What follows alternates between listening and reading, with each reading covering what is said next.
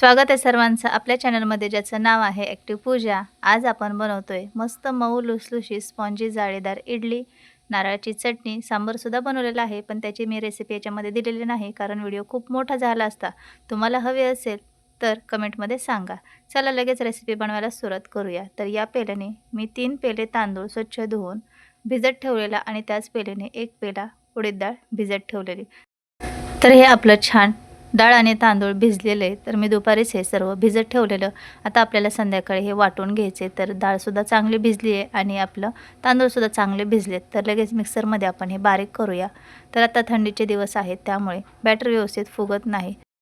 तर आता आपण मिक्सरच्या भांड्यामध्ये थोडे तांदूळ आणि थोडीशी डाळ टाकायचं आणि थोडंसंच पाणी टाकायचं. जे आपण भिजण्यासाठी पाणी ठेवलेलं आहे तेच पाणी वापरायचे. पाणी जास्त वापरायचं नाही, अगदी थोडं थोडं टाकून हे वाटून घ्यायचे. कारण आपल्याला इथे तांदूळ भिजलेले आहेत आणि डाळसुद्धा चांगली उडीद डाळ भिजलेली, त्यामुळे पाणी खूप कमी लागतं. नंतर मिश्रण घट्ट वाटलं तर आपण पाणी ॲडजस्ट करू शकतो, पण वाटताना जास्त पाण्याचा वापर करायचा नाही. तर इथे परत मी डाळ तांदूळ असं मिक्स घेऊन एकदम रवाळ वाटून घ्यायचे. खूप फाईन पेस्ट करायचं नाही, थोडंसं हे मिश्रण रवाळ ठेवायचे. तर असं करून हे सर्व मिश्रण मी वाटून घेते. तर थंडीच्या दिवसात पीठ परफेक्ट असं फर्मेट कसं करायचं ते तुम्हाला टिप्स सांगते. मला जास्त हे इडली डोशांचं पीठ फर्मेट झालेलं आवडत नाही, कारण त्याला खूप जास्त आंबट वास येतो त्यामुळे. पण तुम्हाला जर तसं मिश्रण हवं असेल तर हे सर्व मिश्रण वाटून झाल्यानंतर टोपामध्ये किंवा डब्यामध्ये सर्व टाकून त्याच्यावरती झाकण ठेवायचं आणि तव्यावरती अगदी थोड्या वेळासाठी हलकं फुलकं गरम करून घ्यायचं आणि तसंच ते किचनवरती ठेवून द्यायचं. अगदी थोडं गरम करून घ्यायचे बरं का. आणि नंतर तो डबा पातेलं ज्यामध्ये तुम्ही मिश्रण ठेवले ते बाजूला काढून किचनवरती उबदार जागेत ठेवायचं, म्हणजे चांगलं फर्मेट होतं. आता आपलं सर्व मिश्रण इथे वाटून झालं. यामध्ये अगदी थोडंसं मीठ टाकले. मीठ हे उष्ण असल्यामुळे त्यामध्ये फर्मेट होण्याची मदत होते, त्यामुळे मी ते थोडंसं मीठ टाकले. आता सर्व हे चांगलं मिक्स करून घेऊया. तर चांगलं हे फेटून घेतलं की यामध्ये छान मिश्रण तयार होतं, हवा धरली जाते आणि पीठ फर्मेट व्हायला मदत होते. त्यामुळे 3-4 मिनिट चांगलं हे फेटून घ्यायचं. तर व्यवस्थित असं आपलं पीठ बनवून तयार झाले आणि पाहू शकतात असं रवाळ वाटून घेतले. तर आता हे सर्व पीठ मी एका डब्यामध्ये टाकून घेणार आहे. तर एखाद्या मोठ्या भांड्यात ठेवायचं, कारण फर्मेट झाल्यानंतर ते खूप जास्त फुगतं, फुलून वरती येतं. त्यामुळे जास्त मोठ्या डब्यामध्ये किंवा एखाद्या टोपामध्ये ठेवायचं. आता पाहू शकतात एवढं पीठ आहे. आता मी हा डबा तव्यावरती न ठेवता, गरम करून न घेता असंच किचनवरती ठेवणार आहे. तर सकाळी तुम्हाला पीठ दाखवते. आपण जेव्हा वाटून घेतलेलं, काहीही मी याला प्रोसेस केलेली नाही, फक्त वाटून घेतल्यानंतर आहे तसं मीठ टाकून ठेवलेलं. तर पाहू शकतात हे पीठ डबल झालेलं आहे आणि मला असंच फर्मेट झालेलं आवडतं, जास्त प्रमाणात फर्मेट झालेलं आवडत नाही. तर हे अगोदर एवढं होतं, आत्ता फुगून एवढं झालेलं आहे. तर असंच पीठ मला आवडतं, त्यामुळे मी गरम वगैरे करून घेत नाही. पण तुम्हाला आवडत असेल तर तुम्ही हे ट्रिक वापरू शकतात किंवा ओव्हनमध्ये सुद्धा थोड्या वेळासाठी गरम करून घेतात. पहा, तुमच्याकडे ओव्हन असेल तर तसंसुद्धा करून घेऊ शकतात. तर व्यवस्थित पीठ आपलं इथे आंबवून झालेलं आहे, फर्मेट झाले. आता हे चांगलं एकसारखं करून घेऊया आणि एकदम फेसाळल्यासारखं हे इडलीचं पीठ आपलं तयार आहे. सर्व छान एकजीव होईपर्यंत मिक्स करूया आणि जेवढ्या मिश्रणाच्या तुम्हाला इडल्या बनवायच्या आहेत किंवा डोसे बनवायचे आहेत तेवढं मिश्रण एखाद्या बाउलमध्ये काढून त्यामध्ये मीठ टाकून आपण बनवून घेऊया. तर आता आपल्याला जेवढं पीठ लागणार आहे तेवढं एखाद्या भांड्यामध्ये हे पीठ काढून घेऊया. तर इथे मी इडली बनवण्यासाठी याच्यामधलं थोडंसं पीठ बाजूला काढून घेते. तर एवढं मी हे पीठ काढून घेतले आणि आपण अगोदरसुद्धा मीठ याच्यामध्ये टाकून घेतलेलं, त्यामुळे आत्ता इडली किंवा डोसे बनवताना अंदाजानेच मीठ टाकून घ्यायचे. चवीनुसार मीठ टाकून घ्यायचे. चेक करून पाहायचं, मीठ जर लागत असेल तर नाही टाकलं तरी चालेल, पण थोडंसं फिकं वाटत असेल तर अगदी थोडंसं याच्यामध्ये मीठ टाकायचे आणि परत एकदा हे सर्व चांगलं मिक्स करून घ्यायचे. तर हे थोडंसं फिकं आहे, त्यामुळे मी आणखीन थोडंसं मीठ टाकून घेतले. आता व्यवस्थित मिक्स करून घेऊया आणि लगेच आपण इडली बनवायला घेऊया.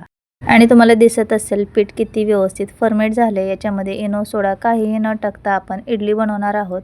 तर तुम्हाला हवं असेल तर तुम्ही याच्यामध्ये इनो सोडा टाकू शकतात. आणखीनच हे पीठ डबल फुगलं जाईल, पण मी जसं आहे तसंच पद्धतीने बनवणार आहे, काही याच्यामध्ये न टाकता.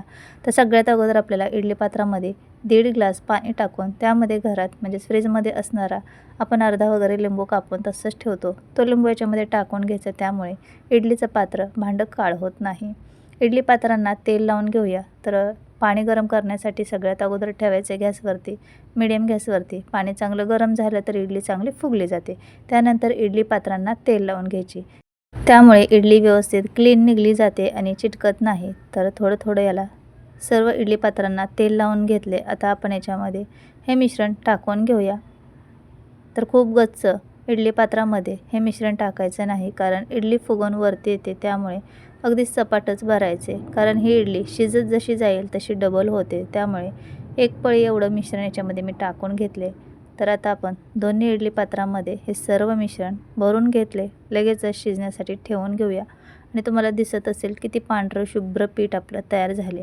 आणखीन तुम्हाला पांढरं शुभ्र बनवायचं असेल तर तुम्ही याच्यामध्ये 2 ते 3 चमचे साबुदाणासुद्धा भिजत टाकू शकतात. जेव्हा आपण डाळ तांदूळ भिजवणार त्यावेळेस आणखीनच पांढरी शुभ्र इडली तयार होते. तर आता आपण स्टीमरमध्ये दोन्ही इडली पात्र ठेवून घेतलेत. आता याच्यावरती झाकण ठेवूया आणि 12 ते 15 मिनिट ही इडली चांगली शिजवून घेऊया. एकदम मस्त अशी आपली इडली शिजून तयार होणार आहे.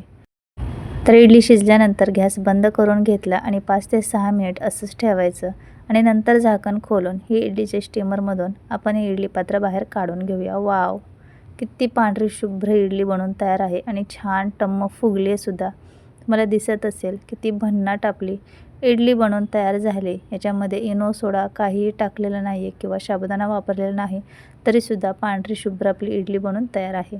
तर इडली पात्र बाहेर काढून घेऊया. थंड झाले की या इडल्या काढून घ्यायचे.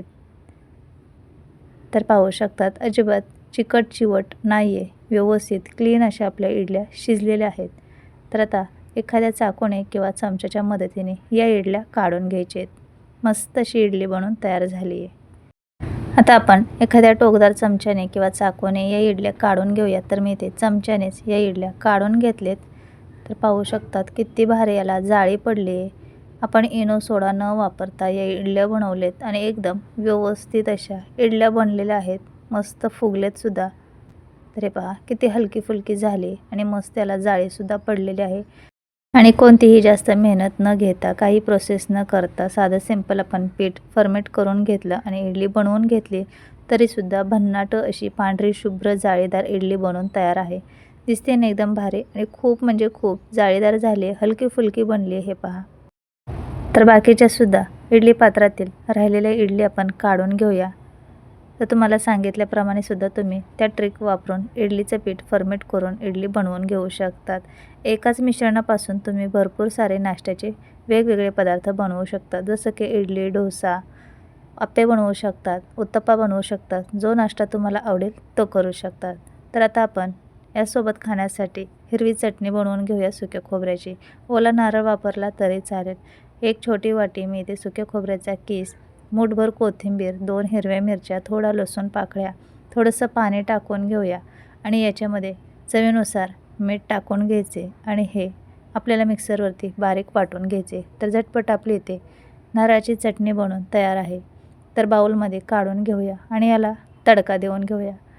तर इडलीसोबत खाण्यासाठी जी चटणी बनवतो ना, ती खूप घट्ट बनवायची नाही, थोडीशी ओलसर म्हणजेच पातळ थोडी बनवायची, म्हणजे खायला खूप छान लागते. तर मिक्सरच्या भांड्यात थोडंसं पाणी टाकून मी या चटणीमध्ये मिक्स करून घेतले आणि तडका देण्याच्या अगोदरच आपल्याला याची थिकनेस व्यवस्थित करून घ्यायची. आता आपण याला तडका देऊन घेऊया. तर टोपामध्ये एक पळी तेल गरम करून घेतले. त्यामध्ये छोटा 1 चमचा मोहरी, थोडेसे जिरे टाकायचे, कढीपत्ता टाकूया आणि हा गरमागरम तडका चटणीमध्ये टाकून घेऊया. तुमच्याकडे सुक्या लाल मिरच्या असतील तर 2 याच्यामध्ये तोडून टाकायच्या आणि हा तडका आपण आता चटणीवरती टाकून घेऊया. झटपट आपली इथे सुक्या नारळाची चटणीसुद्धा तयार आहे. तर तुम्हाला मी सांगितलेलंच होतं की मी ह्याच्यासोबत सांबारसुद्धा बनवलेला आहे. तर तुम्हाला त्याची रेसिपी पाहिजे असेल तर प्लीज नक्की कमेंटमध्ये सांगा. मी त्याचीसुद्धा रेसिपी लगेचच अपलोड करेन. तर आपली इथे चटणी तयार आहे, सांबार तयार आहे आणि इडलीसुद्धा. तर मी ते सांबार बनवून घेतलेलं आणि त्यालासुद्धा तडका देऊन घेतला आहे. तर मस्त चमचमीत एकदम भारी असं सांबार झालेलं आणि घरामध्ये सर्वांनाच हा नाश्ता खूप आवडला. तर तुम्हीसुद्धा असं सर्व बनवून एन्जॉय करू शकतात. तर एकदम हलकी फुलकी जाळीदार इडली बनवून तयार आहे. तुम्हाला मी एक इडली तोडूनसुद्धा दाखवते. तर हे पहा, एकदम मऊ लुसलुशीत जाळीदार आपली इडली तयार झाली आणि किती पांढरी शुभ्र आहे पहा. तर नक्की एकदा ट्राय करून पहा आणि ही रेसिपी कशी वाटली ते कमेंटमध्ये सांगायला विसरू नका. तर अशा साध्या, सोप्या आणि घरगुती साहित्यात तयार होणाऱ्या रेसिपी पाहण्यासाठी चॅनलला सबस्क्राईब, लाईक, कमेंट, शेअर करा. आपण भेटूया पुढच्या अशा साध्या, सोप्या आणि भन्नाट रेसिपीमध्ये. बाय.